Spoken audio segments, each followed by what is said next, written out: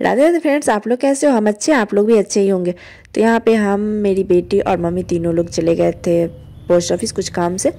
वहाँ पे गए, वहाँ पे काम करवाने में थोड़ा टाइम लगा। वहाँ से आए तब तक दोपहर के खाने का टाइम हो चुका था।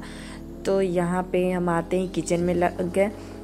12 बज चुका था और 1 बजे दादाजी के खाने का टाइम होता है। तो हम यहाँ पे खाना बना रहे थे और उसी बीच मेरे भतीजे का कॉल आया था। वो अपने कपड़े पे प्रेस कर रहे थे और इधर हम किचन में खाना बना रहे थे। मेरी बेटी भी उधर रोए जा रही थी क्योंकि उनके सोने का टाइम हो गया था, वो रास्ते में ही सो गई थी। फिर आज बना रहे थे मशरूम चिली, तो उधर हम बनाने के लिए रख दिए थे।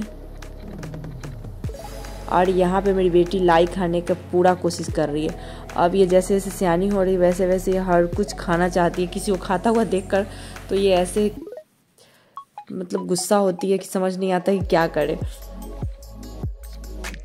यहाँ पे चावल बन चुका है, कढ़ी बन रहा है और इधर सब्जी तब तक हम बना लिए थे।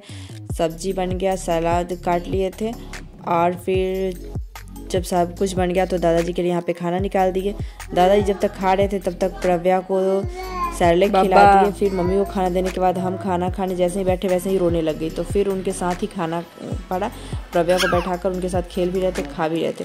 उसके बाद यहाँ पे सोने के बाद वो जग गई और जगने के बाद वो मस्ती कर रही है।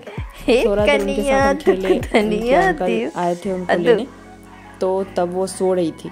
बट जैसे ही भैया चले गए ये उठकर बैठ गई, तो उनके साथ थोड़ा देर खेले। फिर शाम में चाय वाय बनाकर उसके बाद मम्मी भुजिया ये सब कट कर दी थी। मम्मी चली गई थी बाहर कुछ काम से, तब तक हम भुजिया बना रहे थे क्योंकि भैया बाबू को ले गए थे। यहाँ पे आटा गूंथ कर रख लिए थे।